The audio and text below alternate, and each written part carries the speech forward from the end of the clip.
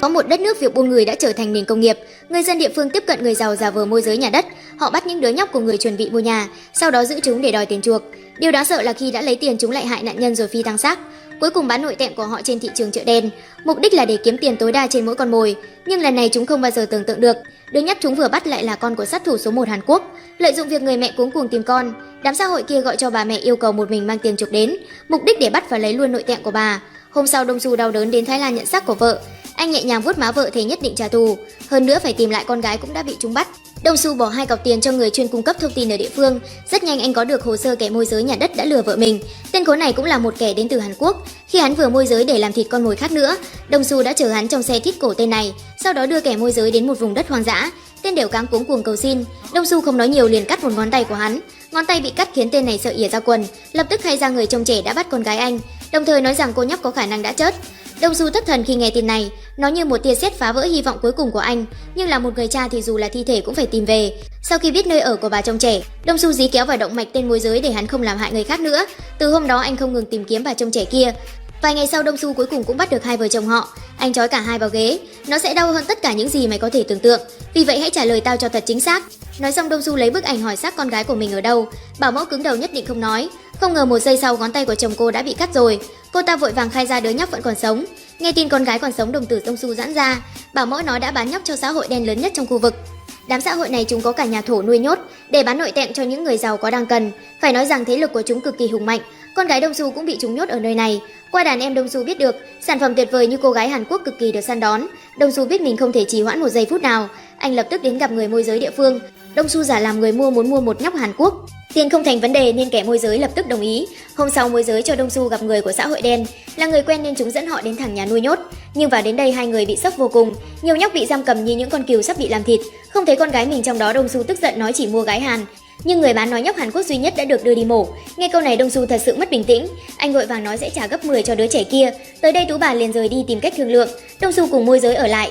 Anh điên tiết đập phăng cửa phòng, sau đó lấy bức ảnh hỏi đám trẻ có thấy con gái mình không. May mắn một trẻ trả lời đã thấy. Cậu nhóc này còn biết được địa điểm phẫu thuật, bởi ngày trước cậu cũng bị lấy đi một quả rồi. Thấy đám trẻ tội nghiệp, Dong Su muốn cứu tất cả chúng. May mắn đám lính lúc này đã mang súng tới nơi. Lúc nguy cấp Dong Su kịp thời cứu trợ. Bản lĩnh sát thủ giúp anh chỉ mất 3 giây để hạ gục chúng. Anh bóp cổ Tú bà yêu cầu nói ra nơi mổ nội tạng. Tú bà nói cô bé đang được đưa đi mổ tim. Nghe xong hai người cần rời đi gấp để cứu con gái. Đúng lúc này kẻ mang Dong Su không muốn gặp nhất lại xuất hiện chặn đường. Hắn chính là kẻ sát nhân biến thái nhất Nhật Bản. Tên đồ tể này tìm tới để giết Dong Su. Hóa ra hắn có một tên em trai là xã hội đen Nhật Bản. Vài ngày trước trong nhiệm vụ ám sát Dong Su đã giết em trai của hắn. Tên đồ tể nhận được tin tức này phẫn nộ vô cùng. Hắn thề nhất định phải khiến kẻ thù phải trả giá bằng máu. Tên đồ tể không chỉ điên mà còn mắc bệnh hoang tưởng. Một khi tìm thấy con mồi hắn sẽ không bao giờ bỏ cuộc. Con mồi sẽ bị treo ngược lên trần nhà để chọc tiết canh. Hắn cầm dao nhọn hành hạ con mồi theo cách đáng sợ nhất, do đó danh hiệu của hắn là tên đồ tể. Rất nhanh hắn tìm được ông chủ của Dong Su. Sau khi hại ông, hắn lấy được thông tin Dong Su đang tìm con gái. Lần theo manh mối chẳng mấy chốc đã đến Bangkok. Nhờ liên hệ với xã hội đen hắn biết được bà bắt trẻ. Đám côn đồ dẫn hắn đến một nhà kho rồi khóa cửa lại. Hóa ra chúng thấy đồ tể lắm tiền muốn cướp, mà không biết rằng kẻ đối diện còn đáng sợ hơn cả quỷ thần. Tên đồ tể rút dao nhọn ra, mỗi lần vung lên là một mạng người nằm xuống.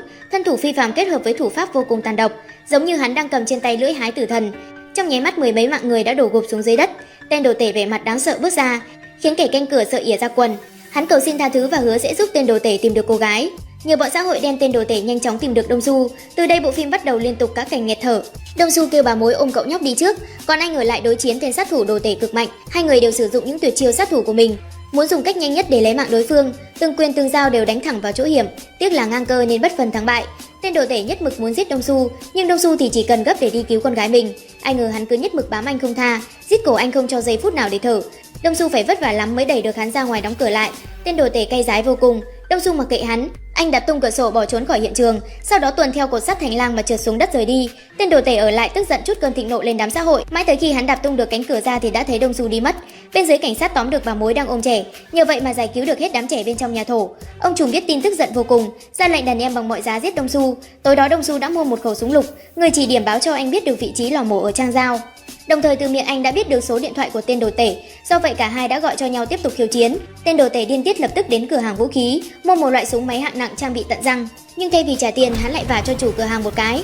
Ngay sau đó lấy hết lựu đạn ở đây. Khi bảo kê tiến đến hắn giơ súng sóc lọ xử hết. Cùng lúc này, Đông Su đã tìm ra lò mổ của băng đảng, Trúc núp bóng dưới một công xưởng sản xuất bóng hơi trong làn ma tóe. Bên trong, con gái Đông Su ăn bữa cuối để chuẩn bị lên lò mổ. Đông Su bên ngoài nhìn sang nhà máy, quả nhiên đã nhìn thấy con gái mình bị giam ở đây. Nhưng ngay lúc này xe mổ tới đưa con gái anh đi. Đông Su biết đây là thời điểm tốt nhất để cứu con gái mình. Anh vội vàng lấy xe đuổi theo kẻo mất dấu vết. Nhưng ngay khi anh sắp đuổi kịp con gái mình, tên đồ tể khốn nạn từ đâu xông ra chặn lại. Hắn cầm súng sóc lọ bắn điên cuồng về phía Đông Su.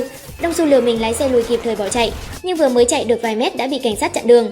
Trong khi tên đồ tể đã đuổi tới xả đạn phía sau, Đông Su liều mình vượt làn mưa đạn đạp ga tông xe qua cảnh sát. Tên đồ tể thấy vậy ném lựu đạn dọn đường, hắn dùng súng máy muốn tiêu diệt Đông Su bằng được. Nam chính mất lái đâm sầm vào đống xe cũ, còn tên đồ tể đằng sau điên cuồng hạ gục nhiều cảnh sát.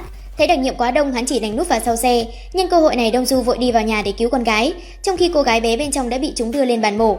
Đông Su vì không muốn chậm chân chạy hết tốc lực, kịp thời vào bắn gục 3 bác sĩ cứu lấy con gái. May rằng cô bé mới gây mê chưa bị mổ tim. Tên đồ tể bên ngoài cũng không cam lòng, hắn rút lựu đạn quăng ra hạ gục hết mấy chục đặc nhiệm. Đông Su bên này bế con gái trốn vào khách sạn. Nhìn con gái tội nghiệp, anh vẫn chưa hết bàng hoàng. Anh thề sẽ đưa cô ra khỏi thành phố bẩn thỉu này. Phía công xưởng sản xuất ma túy vừa rồi đã bị cảnh sát bắt. Vì vụ này ông trùm thiệt hại nặng nề. Đúng lúc không biết làm sao thì tên đồ tể xuất hiện. Hắn đại nạn không chớt tìm đến ông trùm. Người ta nói kẻ thù của kẻ thù thì sẽ là bạn. Tên đồ tể muốn hợp tác cùng ông trùm để hại Đông Su. Dù sao ông ta cũng đã bị Đông Su phá tan 2 cơ sở. Cùng lúc này bà mối đã được thả vì vô tội. Đông Su vội nhờ bà ta mua vé tàu để 3 người rời thành phố. Hôm sau anh để cô bé trong phòng khách sạn, còn bản thân ra ngoài tới gặp đối tác để lấy vé tàu. Ai ngờ khi trở về khách sạn đã thấy đầy sát thủ. Đông Su thấy không ổn liền chốt cửa lại. Ai ngờ một đám sát thủ trong thang máy lao ra. Đông Su phủ pháp siêu đỉnh nhanh chóng hạ gục chúng, sau đó rút súng bắn không trở lại tên nào. Đông Su tiếp tục lên cầu thang hạ gục nhiều kẻ nữa. Anh vận lực đánh ra kinh người. Ai ngờ khi hạ gục 2 kẻ bên trong, Đông Su phát hiện mình đã bị đâm lủng bụng, nhưng vì cứu con anh không hề lùi bước. Anh biết rằng con gái vẫn đang đợi anh trong phòng, cứ tưởng rằng đã hạ gục hết, anh tiến vào phòng con. Ai ngờ mở ra đã thấy đám xã hội cùng tên đồ tể trong đó. Vì để cứu con, Đông Su bỏ lòng tự trọng quỳ xuống xin đồ tể tha cho con mình. Nhưng làm sao kẻ tàn ác như hắn có thể đồng ý? Mày không biết rằng giết chóc là thú vui duy nhất của tao hay sao? Cầu xin không được, Đông Su vùng lên nhưng bị đánh ngất.